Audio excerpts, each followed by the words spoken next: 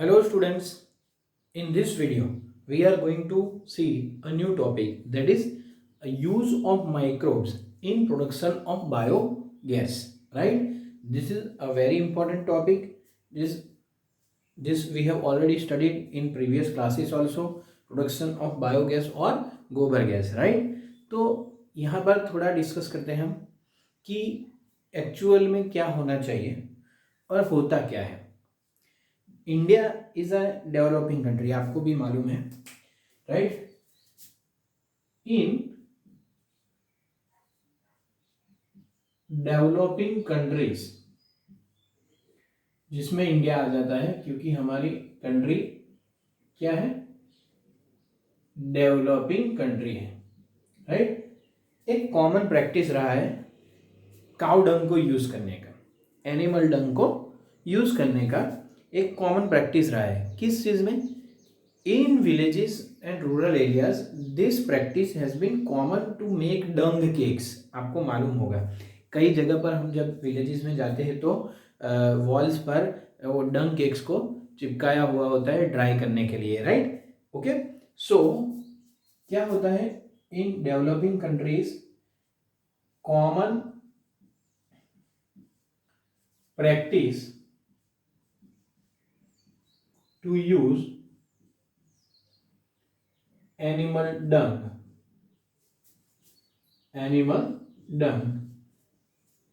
right? किसमें? to make dung cakes. Okay, यहां पर जब डंग केक्स बनाई जाती है, ओके, तो किस चीज के लिए डंग केक्स बनाई जाती है? सोचिए, dung cakes are prepared for fuel. किस चीज के लिए? For fuel. अभी सोचिए कि अगर एनिमल डंग को हम वेस्ट कर देंगे फ्यूअल में तो क्या होगा? नेचुरल जो हमें ऑर्गेनिक मैन्योर मिलने वाला था वो अभी हमको नहीं मिलेगा। समझिए इस बात को, यानी कि this is wasting the potential fertilizer which can be used for agricultural fields. वो वेस्ट हो रहा है कहां पर? बर्निंग में, right? So potential fertiliser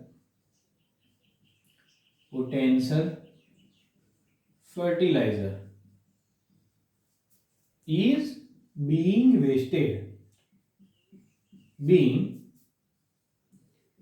wasted। कहां पर वेस्ट हो रहा है? इन burning, which can be used in agricultural fields, right? आपको मालूम ही होगा, राइट, कि जैसे हम ये एनिमल डंग और काउ डंग का यूज करते हैं, सॉइल की फर्टिलिटी क्या होती है? इंक्रीज होती है, प्रोडक्टिविटी भी बढ़ती है और इससे कोई नुकसान होने वाला नहीं है। जैसे सिंथेटिक वन अगर हम यूज़ करते हैं तो जाते समय में क्या होता है? Fertility is getting reduced, but this increases the fertility, पर यहाँ पर तो वेस्ट हो रहा है। तो क्या करना चाहिए? एनिमल डंग का कोई बेटर यूज करना चाहिए, राइट? सो यहां पर एक सॉल्यूशन है। क्या है solution? Animal dung can be used for, है ना, किस चीज के लिए? Use for better purpose, for production of, किस चीज के लिए? Bio gas, which is also called as gobar gas. अच्छा है, यहां पर आप इसका यूज कर सकते हो बायोगैस बनाने के लिए, पर अभी हमको देखना पड़ेगा कि बायोगैस तो बन रहा है, राइट? तो उसकी कंपैरिजन हम कर सकते हैं डंग केक से। समझते हैं, यहां पर लिख देते हैं बायोगैस। राइट, और यहाँ पर डंग केक्स। ओके, चलिए यहाँ पर सबसे पहले हम सोचते हैं एनर्जी यील्ड के बारे में। ओके, एनर्जी यील्ड जो है यहाँ पर इन केस ऑफ बायोगैस ये लो है, कंपेयर्ड यहाँ पर डंग केक्स में कैसी रहेगी, हाई रहेगी। तो ये तो एक डिसएडवांटेज हुआ, पर एक दूसरा एडवांटेज है क्या, कि अगर हम सोचे बर्निंग एफिशिएंसी, राइट, तो बायोगैस की बर्निंग एफिशिएंसी क्या है, ज्यादा है कंपेयर टू डंग केक्स। तो this is going to neutralize the things, right. पर एक मेन एडवांटेज बायोगैस का रहेगा यहां पर, that the residue during the production of biogas, जो रेसिड्यू लेफ्ट हुआ है जब बायोगैस प्रोड्यूस कर रहे थे, तो एक रेसिड्यू रहता है जिसको हम यूज कर सकते हैं एज अ फर्टिलाइजर, यानी कि our fertiliser is not wasted and we are getting the production of biogas. So one more benefit over here, right, in producing biogas. Okay, यहां पर residue left over, right, can be used as fertilizer। तो ये एक बहुत ही important benefit है, समझ में आ रहा है आपको। डंग केक्स में आपको फर्टिलाइजर नहीं रहेगा क्योंकि ये बंद कर देते हैं, right, so nothing is left. In case of this आपको फ्यूअल भी मिल रहा है, साथ साथ में आपका फर्टिलाइजर भी है। Okay, now talking about the biogas. What is biogas, right? तो यहाँ पर हम डेफिनेशन या फिर थोड़ा उसके बारे में समझ लेते हैं।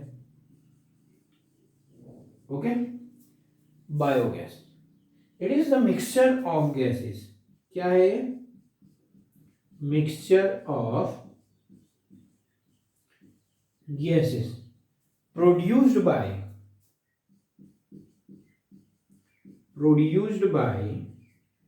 Microbial activity. यहां पर बायो वर्ड यूज हुआ है, यानी कि लिविंग में से प्रोड्यूस हो रहा है, right. So produced by microbial activity, right.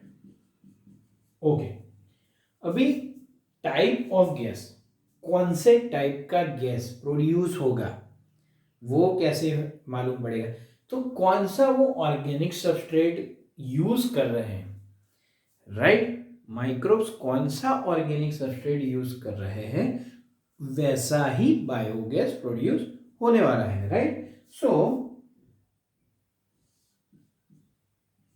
Type of gas produced will be totally dependent on, right, type of organic substrate used, right, on type of organic substrate used। Okay, चलिए आगे देखते हैं कि कौन सा गैस कहाँ पर by microbes produced. देखिए यहाँ पर ये जो मिक्सचर ऑफ गैसेस हैं वो कब प्रोड्यूस होता है, right, mixture of gases are produced by microbial activity, कब, ड्यूरिंग ग्रोथ एंड मेटाबॉलिज्म। ये पूरा कब प्रोड्यूस होता है, ग्रोथ और मेटाबॉलिज्म। तो समझते हैं थोड़े एग्जांपल्स में कि कैसे ऑर्गेनिक सबस्ट्रेट रहते हैं और कैसा गैस प्रोड्यूस होता है, राइट। ये एक बार हम क्लीन कर देते हैं और उसके बाद हम देखते हैं आगे the rest of the topic. Okay, आपने देखा ही होगा, हमने आगे भी पढ़ा है, during the fermentation of dough, right, जब फर्मेंटेशन हुआ था डो का तो कौन सा गैस प्रोड्यूस हुआ था, राइट, आगे की वीडियो में आपने देखा ही होगा। तो गैस कीजिए कि कौन सा गैस प्रोड्यूस हुआ था, राइट, फर्मेंटेशन ऑफ डो या फिर चीज़ मेकिंग था, चीज़ मेकिंग, फिर बेवरेजेस, राइट, ये सब में कोई गैस प्रोड्यूस हो रहा था, राइट। जैसे ऑर्गेनिक सब्सट्रेट होता है तो which kind of gas were produced by bacteria, यहाँ पर CO2 गैस वॉज प्रोड्यूस्ड और इज प्रोड्यूस तो होता है जब ये ऑर्गेनिक सब्सट्रेट रहते हैं तब, right. Now talking about the biogas, right, हमारे केस के अंदर बायोगैस में, बायोगैस जो है उसमें प्रीडोमिनेंटली जो मेन गैस है वो कौन सा है, मीथेन। कौन सा है, मीथेन। याद रखना है आपको, मीथेन जब प्रोड्यूस होता है तो कौन प्रोड्यूस कर सकता है, तो याद करिए सेकेंड चैप्टर 11th स्टैंडर्ड का आर्कीबैक्टीरिया, जिसके अंदर एक एक्सट्रीम कंडीशन में रहने वाले जो बैक्टीरिया थे उसमें एक था मिथेनोजन्स। तो कौन प्रोड्यूस करेगा मीथेन, तो biogas is produced by methanogens, उसमें भी एक मेन है methanobacterium is a main methanogen, right. This methanogens are growing anaerobically, याद रखिएगा ये एनारोबिकली ग्रो कर सकते हैं, grows anaerobically, right, on cellulosic material, on cellulosic material। और जब ये ग्रो करते हैं तो ऑल्सो प्रोड्यूसेस गैस, गैस भी प्रोड्यूस करते हैं, produces CH4 that is methane, methane ही पूरा वर्ड लिख देते हैं, CO2 भी प्रोड्यूस होता है और हाइड्रोजन भी प्रोड्यूस होता है, right. So basically which bacterias are used predominantly for producing methane gas are methanogens, उसमें भी एक मेन है जिसको बोलते हैं हम मिथेनोबैक्टीरियम। ओके, अभी ये जो मिथेनोजन्स है, राइट, मिथेनोजन्स आपको कहाँ पर मिलेंगे वो भी एक ये समझने वाली बात है। तो बच्चों हमने पढ़ा था जस्ट इसके आगे के वीडियो में इन सीवेज ट्रीटमेंट, आपने आप याद करिए सेकेंडरी ट्रीटमेंट जब हुआ था सीवेज ट्रीटमेंट का, राइट, उसमें जो लास्ट चैम्बर था हमारा जो ड्रॉ किया था हमने, उसमें एनाएरोबिक चैम्बर था, राइट, एनाएरोबिक स्लज डाइजेस्टर, राइट, ऐसा करके एक चैम्बर था, तो वहां पर पाए जाते हैं। तो methanogens are found in sewage treatment, कहां पर, in anaerobic sludge, right, याद करिएगा बच्चों। ओके, और अगर आपने वो वीडियो नहीं देखा है तो एक बार देख लीजिएगा, दैट इज ऑलरेडी गिवन। और दूसरा जो है वो हमको बेनिफिट करेगा किसमें, बायोगैस प्रोडक्शन में। इसको समझिएगा, ये मिथेनोजन्स कहाँ पर पाए जाते हैं, in rumen of cattle. Now if you think what is rumen, ये क्या आ गया नया, तो बच्चों ये हमने ऑलरेडी डिस्कस किया हुआ है। रूमेन डाइजेशन एंड एब्जॉर्प्शन में हमने कैटल्स के जो 4 पार्ट स्टमक के थे उसमें जो सबसे पहला है वो है रूमेन। तो रूमेन क्या है, part of stomach, right, part of stomach में जो रूमेन है उसमें मिथेनोजन्स पाए जाते हैं। क्या करते हैं यहाँ पर समझते हैं, यहाँ कैटल्स जनरली सेल्यूलोजिक जो फूड होता है वो खाते हैं. तो कैटल के स्टमक में, in stomach of cattle, what is the cellulose containing, right, containing food is present. तो ये जो सेल्यूलोजिक मटेरियल है उसका क्या करेंगे, मिथेनोजेंस जो है उसको ब्रेक डाउन करेंगे.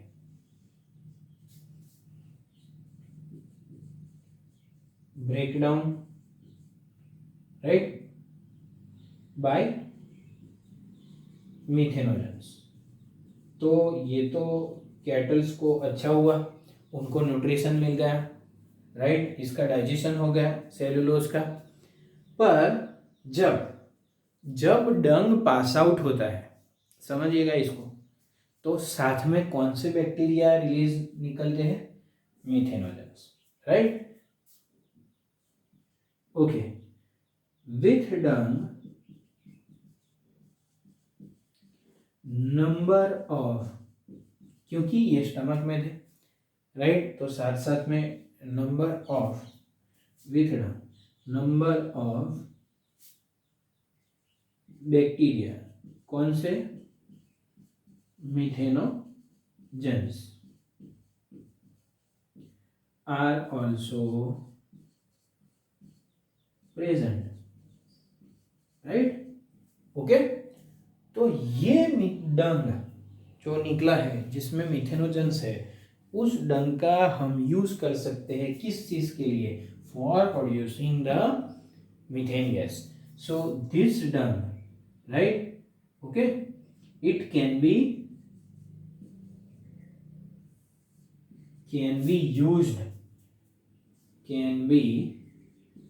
used to produce biogas. क्यों? As it contains methanogens, right. So now we will study about how the methane gas is produced and what is the construction of biogas plant. Now students, we will study how the biogas plant is constructed, right. यहाँ पर construction के लिए सबसे पहले हम देखेंगे कि ये हमने एक डायग्राम ड्रॉ करके रखा है जो हमारी एनसीईआरटी बुक के अंदर दिया गया है. इसको हम अच्छे से समझते हैं. फॉर एग्जांपल ये पूरा एक सॉइल सरफेस है, तो उसके नीचे डीप 10 to 15 फीट डीप एक पूरा कंक्रीट टैंक बनाता है. तो ये हो गया एक कंक्रीट टैंक. कहाँ पर है, सरफेस, सॉइल सरफेस, वहाँ से एक डीप पूरा एक कंक्रीट टैंक बनाया जाता है. कंक्रीट टैंक की जो डेप्थ होती है वो कितनी होती है, 10 to 15 feet, right.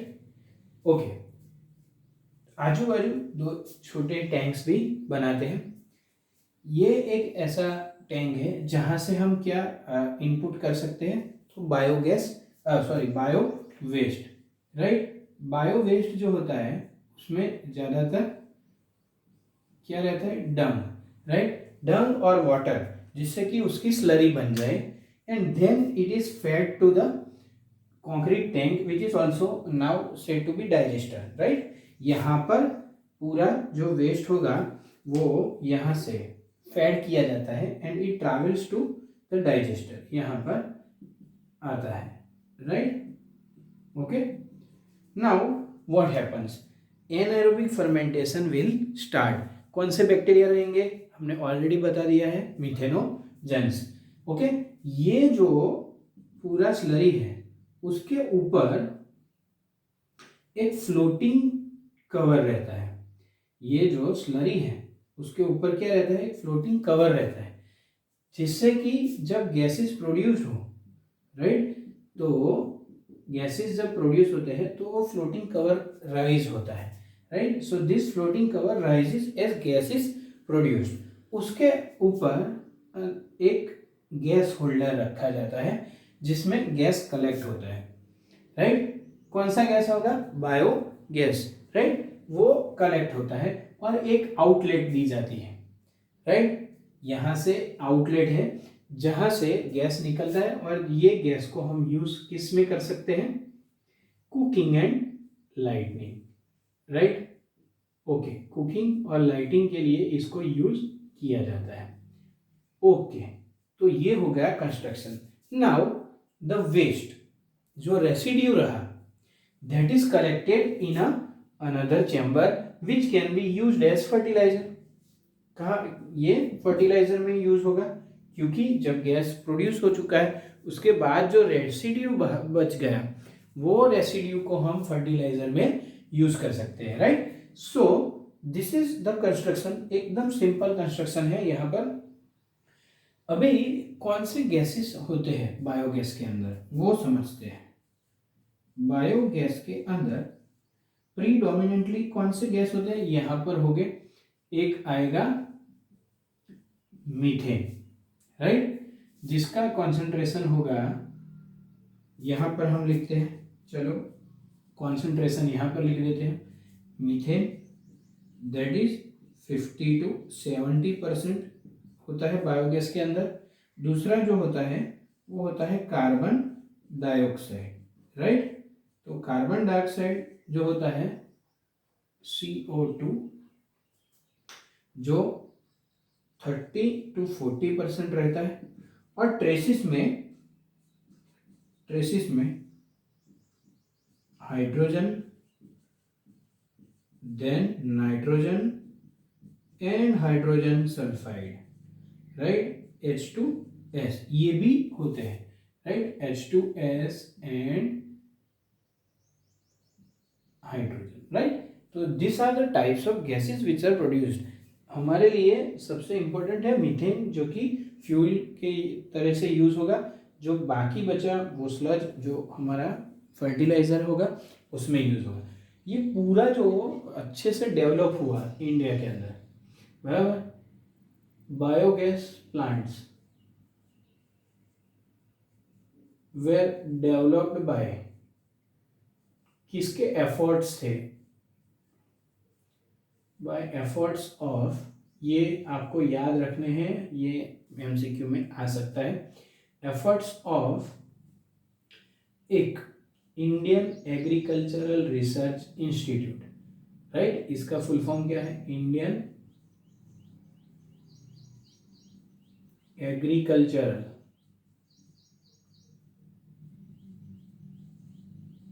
Research institute. एक ये है. और दूसरा है KVIC. Right. What is the full form of KVIC? Khadi and village industries commission.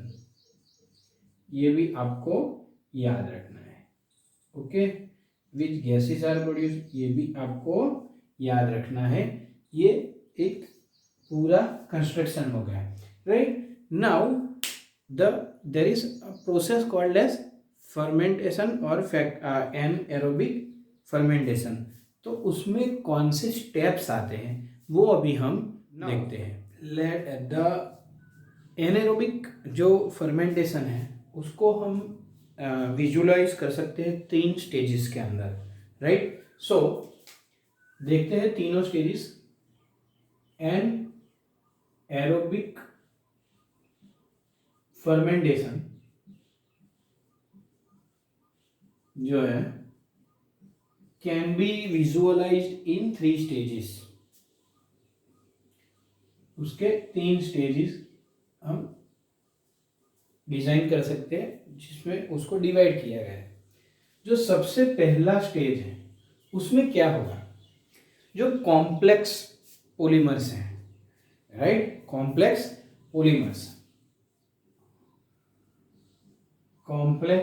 Polymers जो होते हैं जैसे कि आप ले ले सेल्यूलोज या फिर हेमी सेल्यूलोज या फिर प्रोटीन्स या फिर लिपिड्स। तो इसका कन्वर्जन होता है, this are broken down by the facultative anaerobes, right. Facultative anaerobes इसका ब्रेकडाउन करते हैं इनटू मोनोमर्स, राइट। ओके, ये हो गया हमारा जो फर्स्ट स्टेप था। मोनोमर्स का आगे फर्दर डिग्रेडेशन होता है जो सेकंड स्टेप में आता है, right. Monomers by the microbial action again it is converted into organic acids, right. कहां पर कन्वर्जन होता है? Organic acids. अच्छा, अगर आप सोचते हैं कि व्हाट अबाउट लिग्निन, तो लिग्निन का डिग्रेडेशन नहीं होता है, राइट। ये फर्स्ट पार्ट में lignin and organic salts, okay, इसका जो डिग्रेडेशन नहीं होता है, आर नॉट डिग्रेडेड, ये हो नहीं सकते डिग्रेड, तो कैन नॉट बी डिग्रेडेड। यहां पर जो मोनोमर्स है उनका माइक्रोबियल एक्शन से किसमें कन्वर्जन हुआ? ऑर्गेनिक एसिड्स, और यहां पर organic acids are further converted into acetic acid. तो ये हो गया हमारा second step, right. This entire process occurs by microbial action.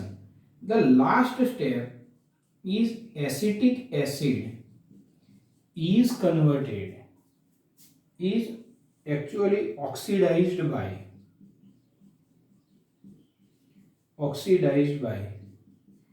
methanogenic bacteria,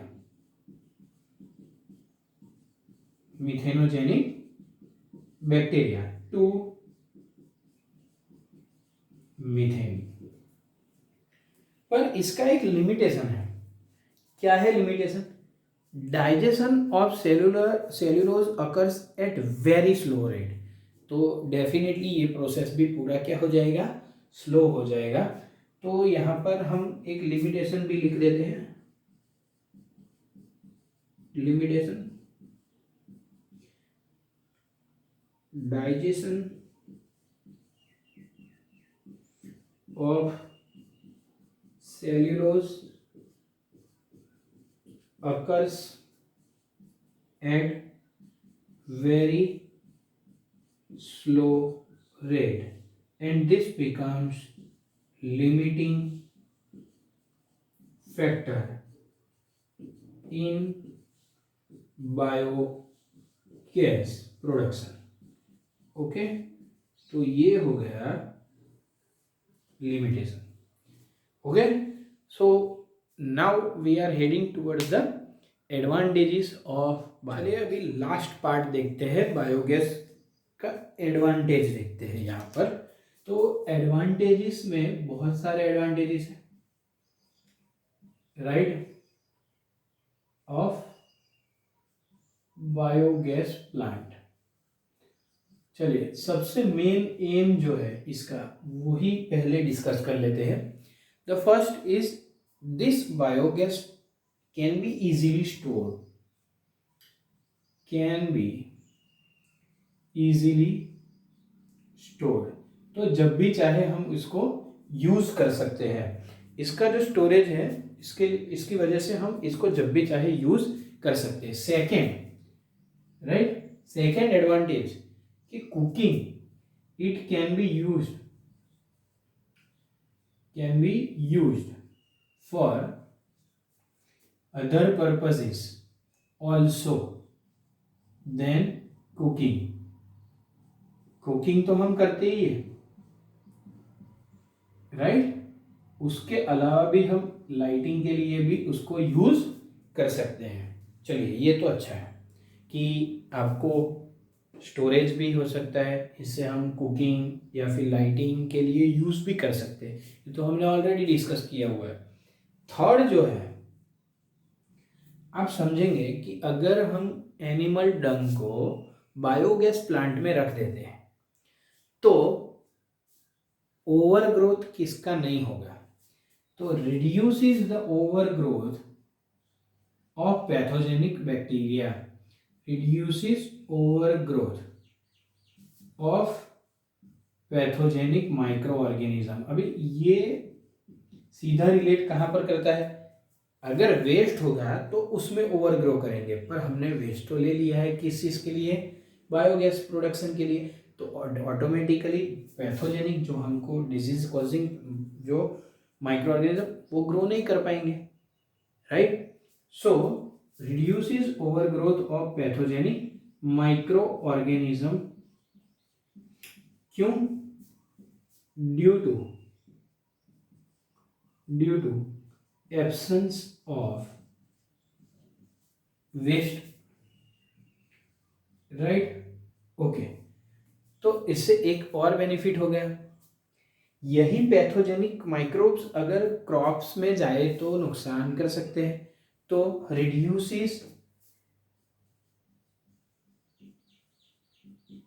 infection